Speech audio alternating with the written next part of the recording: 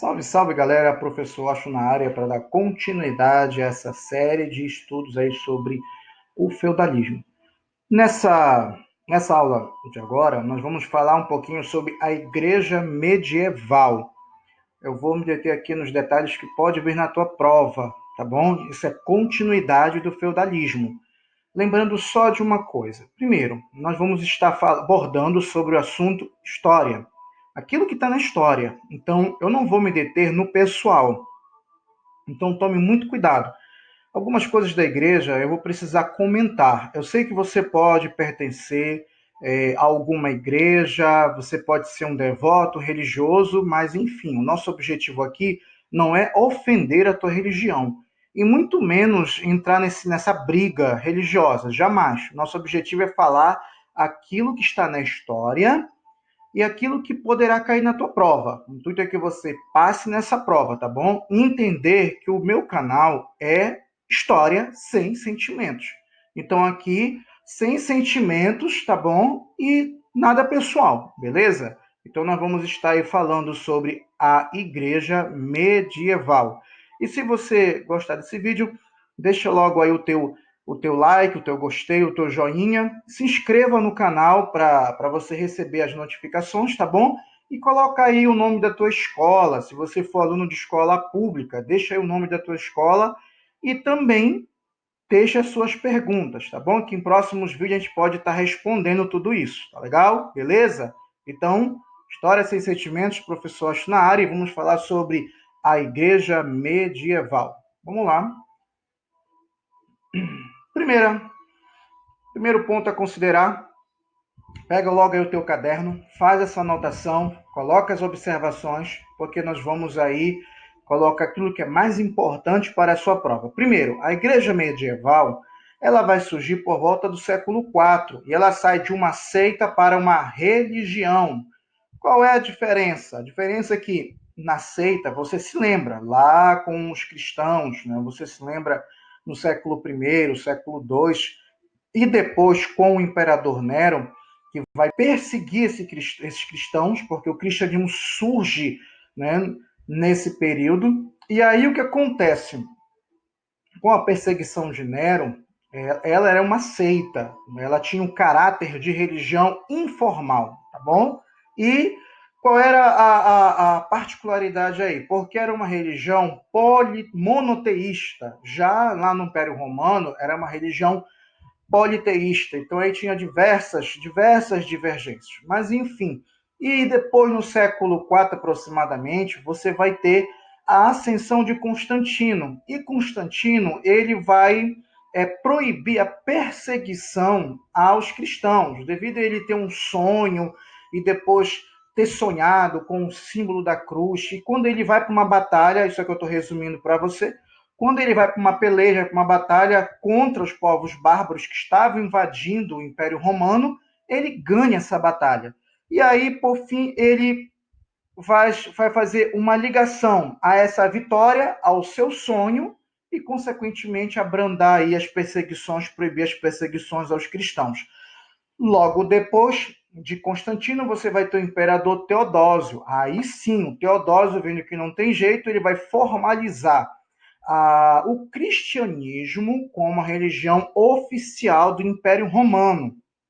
Então você tem dois momentos. Você tem Constantino e Teodósio, tá bom? Um proíbe a perseguição, outro formaliza a religião, agora a Igreja Católica como a religião oficial do Império Romano, uma religião monoteísta. Isso aí vai trazer diversas modificações com a mentalidade da época, com os costumes da época. Então, ele vai saltar de uma seita, que era uma religião informal, clandestina, perseguida, para uma religião formalizada, tá bom? Vamos lá. O que mais que você vai anotar aí no seu caderno? Centralização do poder da igreja no Papa. Agora, qual é a característica principal do feudalismo? Descentralização. Descentralização, ou seja, perda do poder. No caso da igreja, ela ganha poder porque ela vai centralizar tudo na figura de uma só pessoa, na figura do Papa.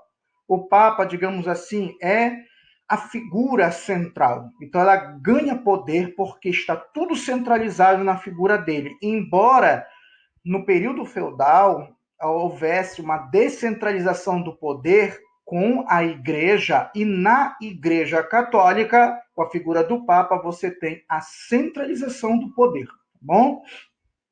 Sólida organização hierárquica, ou seja, na igreja você tem uma organização muito grande, por isso a questão do poder, por causa dessa organização havia uma hierarquia. Lá no topo você tem o Papa e depois daí vai descendo as hierarquias. Tudo uma organização muito bem planejada, tá bom?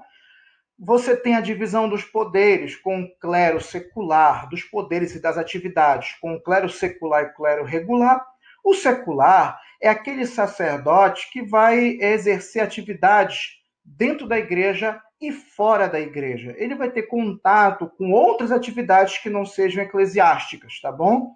Já o clero regular é aquele sacerdote que só tem atividades sacerdotais, eclesiásticas. Um exemplo você vai ter aí, nesse momento, os monges beneditinos, franciscanos, dominicanos, e a maioria desses monges vive uma vida enclausurada nos mosteiros, em penitência, jejuando, rezando e muitas vezes também copiando, fazendo trabalho de copistas, copiando a Bíblia Sagrada. Então, essa é a diferença do secular para o regular. Anota isso aí no teu caderno, tá bom? A igreja também, nesse momento, ela vai fazer o combate às heresias, porque vai surgir diversos pensamentos, né? Você aí está no século IV, século V, em que a igreja está se reestruturando, mas nesse momento ela vai combater essas heresias, tá bom? E também algo interessante que você está vendo aí, olha, estupros e assassinatos. Aí eu quero que você anote aí, tá bom? Vou pegar aqui a minha canetinha, tá bom? Anote aí. Estupros. De onde vinha essa cultura? Essa cultura vinha dos bárbaros. Tinha no Império Romano? Sim, mas não era tão forte quanto no dos povos bárbaros. Os povos bárbaros, quando invadiam uma civilização, um povo, eles matavam os homens, saqueavam aquele povo e antes de matar as mulheres, eles violentavam sexualmente. Ou seja, a igreja, quando se fala de igreja, as pessoas querem logo aí falar mal e criticar, mas nesse princípio, no início da igreja, no século IV, século V, ela favoreceu muito a mulher. Em que sentido? Porque ela vai trazer uma mentalidade diferenciada, ela vai ser contra a questão da violência sexual. E como é que ela vai trabalhar isso para ajudar a mulher? Na questão do matrimônio. Ela vai fortalecer a imagem e o símbolo do matrimônio como fidelidade a Deus, e assim diminuindo os casos de estupros. E o assassinato, o que, que você vai ter aqui? O assassinato era uma cultura muito forte lá do Império Romano, que ela vai trabalhar dizendo que a questão de matar pessoas seria também um pecado. E isso vai reduzir bastante no meio da população. Então, se você parar para observar, ponto positivo para a igreja em relação a um benefício à mulher. Claro que mais à frente você vai entender que esse benefício foi muito. Depois foi modificado pela igreja. Então, entenda você tem início da igreja e posteriormente você tem uma ascensão do poder da igreja que ela vai exagerar nesse poder, tá bom? Então, saiba distinguir o contexto histórico da igreja para você não errar na sua prova, beleza? Vamos lá. E aqui você tem essa divisão da igreja em províncias, dioceses, paróquias. Olha só como a igreja ela é bem organizada, tá bom? O que mais? Você vai ter noção de sentimentos nacionalistas. A igreja ela vai passar essa noção de uma nação, ou seja, vai fortificar, vai dar um sentimento de unidade. O cristianismo fornecia a identidade, a unidade do povo, porque agora essa identidade não é somente numa identidade de nação, mas também numa identidade de um povo que pertence a um Deus. Tá? Então isso fortalece não somente aquele povo, mas também fortalece o poder religioso naquela época, tá? A igreja era presente no nascimento, no casamento, nas festas e na hora da morte. No início, a igreja estava ali para ajudar a população. Óbvio que depois, quando ela ascende ao poder, ela vai exagerar. Inclusive, muitos autores falam da vida privada, em situações em que, até no momento do relacionamento íntimo do casal, entre quatro paredes, ela se envolvia. Não que ela estivesse ali, mas ela dava conselhos para esse marido como deveria ser o ato conjugal naquele momento, para você ver que mais à frente ela vai exagerar nessa presença, tá bom? Vamos lá. Ela vai trazer a teoria teocêntrica. A questão da mortalidade naquele período era muito alta. Então, o que, que ela vai trazer para a gente? Olha só que é interessante aqui, que você vai perceber, ó. Teoria teocêntrica. Teo. O que significa teo? Teo significa o quê? Teo é Deus. Vamos ver se eu escrevo aqui direito, que com o mouse é complicado. Deus. E cêntrica, centro, ou seja, Deus no centro de tudo. Aí você tem a teologia. Por quê? Porque agora vai facilitar esse estudo devido à mortalidade ser muito alta. Vai trazer uma nova mentalidade para a época.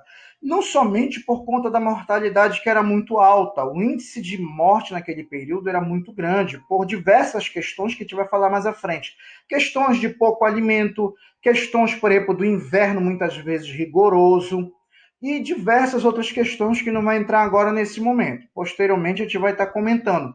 Mas essa teoria teocêntrica vai trazer de mudança de mentalidade religiosa na época a questão do monoteísmo e do politeísmo. Lembrando que bárbaros romanos eram politeístas. E agora eu vou trazer uma teoria monoteísta que vai favorecer a igreja, tá bom?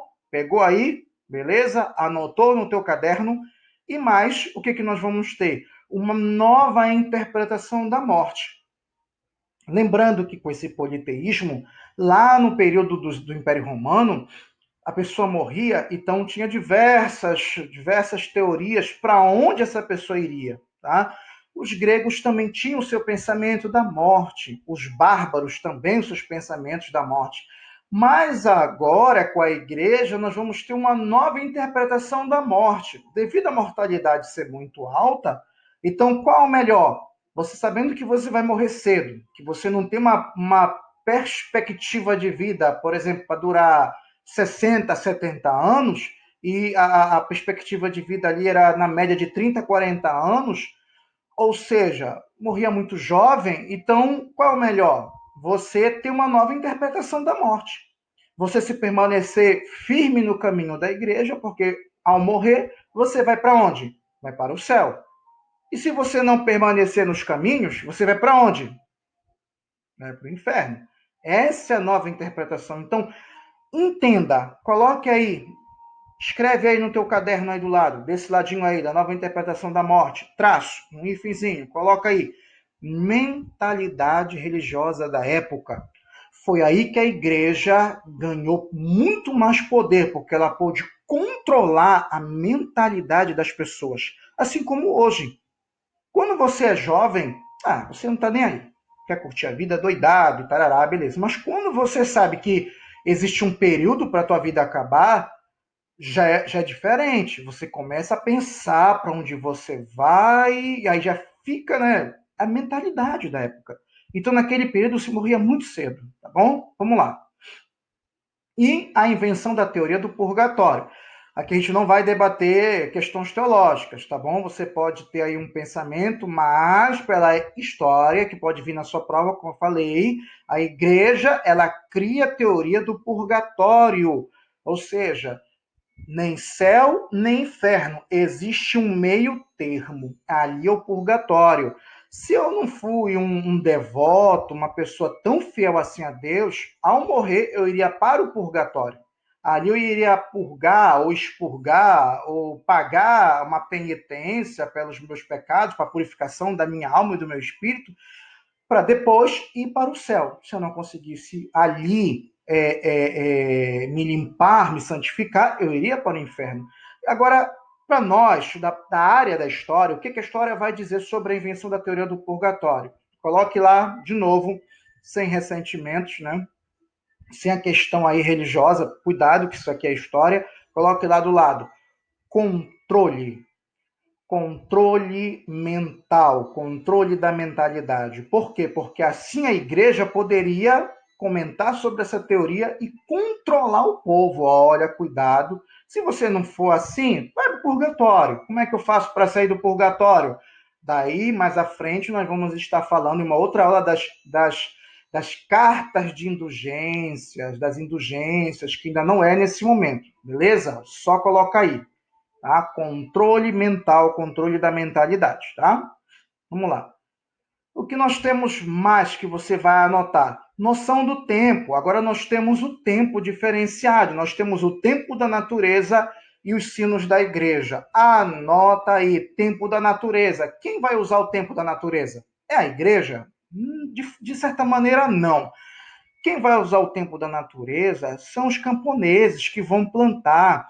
Hoje, na atualidade, que você está aqui comigo, tendo essa aula, você sabe que existe manhã, tarde e noite, mas para eles não. Só existia naquele período manhã e noite. Não tinha o período da tarde. Não tinha. Hoje nós temos aí algumas mudanças de tempo, mas para eles não. O tempo da natureza acordava quando o sol raiava, quando o sol aparecia, ia muito cedo para o campo, e depois, quando o sol, né, ia embora, quando o sol se põe naquele período, eles já saíam do campo para ir para casa. Então, era só o controle, através do tempo da natureza, o camponês ele tinha essa noção do tempo. E os sinos da igreja, para que servia, professor? Simples. A igreja, de tantas e tantas badaladas, ela dava o controle do tempo para o camponês. Ou seja, não sei se você mora próximo de alguma igreja católica. Eu moro. E eu sei, quando dá 6 horas da manhã, eu escuto aqui algumas badaladas. Não tem sino nessa igreja, eu acho engraçado, mas tem uma torre e lá o sacerdote ele colocou um megafone imenso e aí a gravação de um som das badaladas, de um sino verdadeiro, digamos assim. E aí, quando é 6 da manhã, quando eu estou me acordando, eu escuto daqui de casa o som. Já sei que são 6 horas. Ou seja, isso me dá um direcionamento. Então, o sino da igreja dava um direcionamento para esse povo na questão de noção ao tempo. Beleza? Olha só, o que mais? Tempo histórico da humanidade. Acrescenta aí um dazinho nessa frase, tá? Qual é esse tempo histórico? Você tem um tempo linear, o início e o fim. O que é o tempo linear? Agora você vai ter uma mudança do tempo histórico. Olha só, com o surgimento da igreja, vai haver uma alteração, uma modificação no tempo. Qual é esse tempo linear? Primeiro você tem que entender, desenha aí no teu caderno esse círculo. Desenhou esse círculo? Agora coloque embaixo, tempo cíclico. Qual é o tempo cíclico? É o tempo que você vai, quando você estudou sobre o Império Grego, sobre a filosofia grega, você vai verificar que existe, que os gregos falam da teoria do eterno retorno, tempo cíclico. Ou seja, fechou aquele ciclo, vai para um outro ciclo, e assim sucessivamente. Com o surgimento da igreja, nós vamos ter a teoria, o tempo histórico chamado linear. O tempo histórico linear é mais ou menos assim. Você traça uma linha, pode ser uma seta, eu simbolizei na seta, mas você traça uma linha e você vai entender que existe o início e o fim.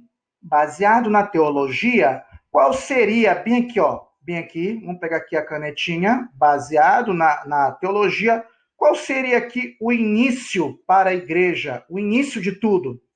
Coloca, escreve aí. Eu não vou escrever aqui que vai demorar muito. Escreve aí. Primeiro livro da Bíblia. Qual é o primeiro livro da Bíblia?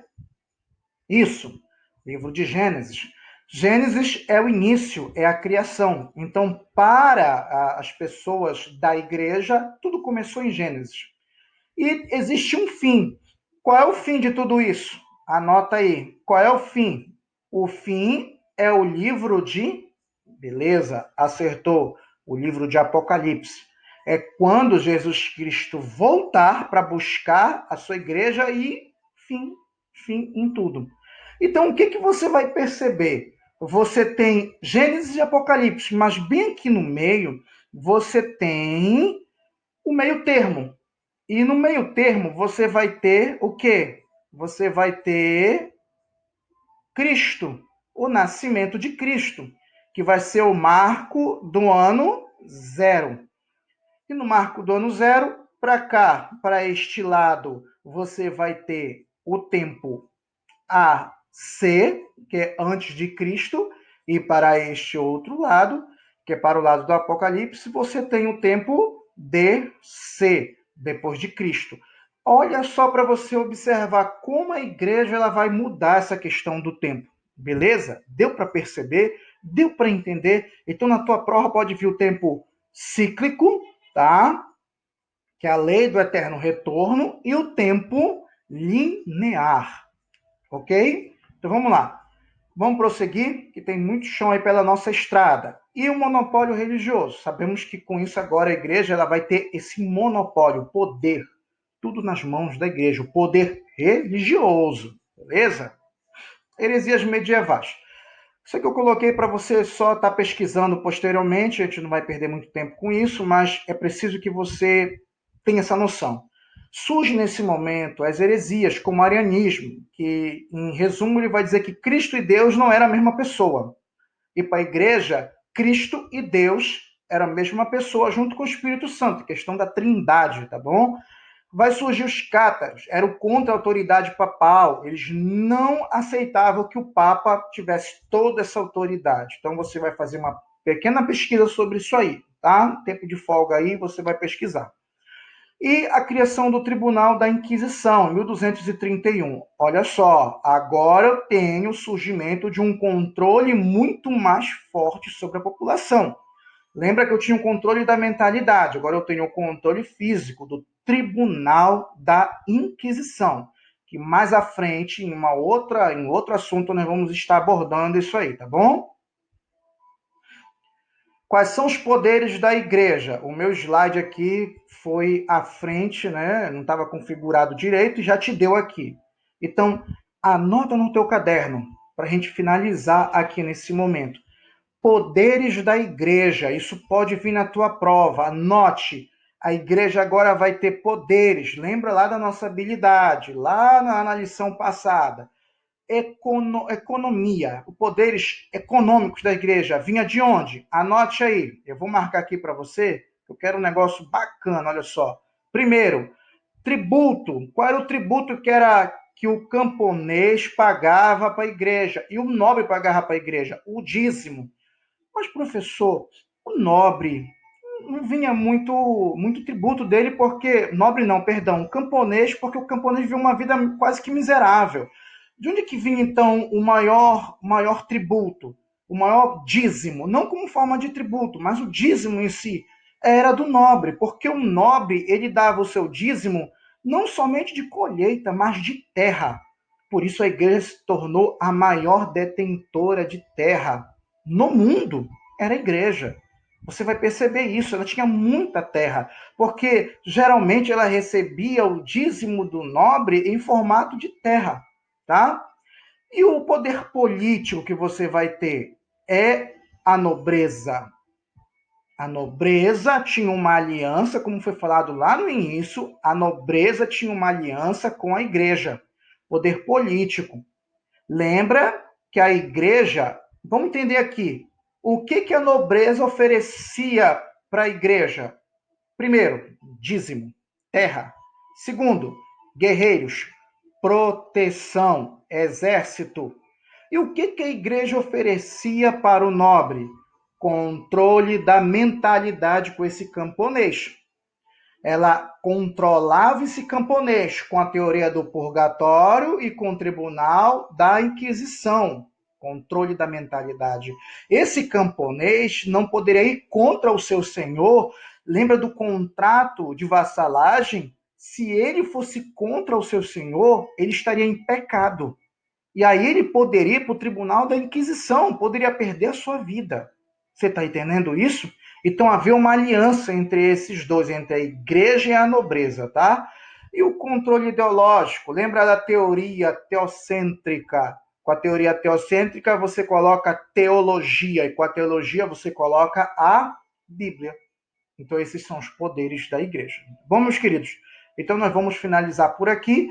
Lembrando que isso aqui é sobre a igreja medieval, mais à frente nós vamos estar comentando outros assuntos. Lembrando, não leve isso para o lado pessoal, isso aqui vai cair na tua prova e eu preciso comentar história sem sentimentos. Lembra disso, beleza? Tá bom? Então, deixa aí o teu joinha, o teu like, o teu gostei, se por acaso você realmente gostar. Se não gostar, não coloca nada, não esquenta a cabeça, beleza?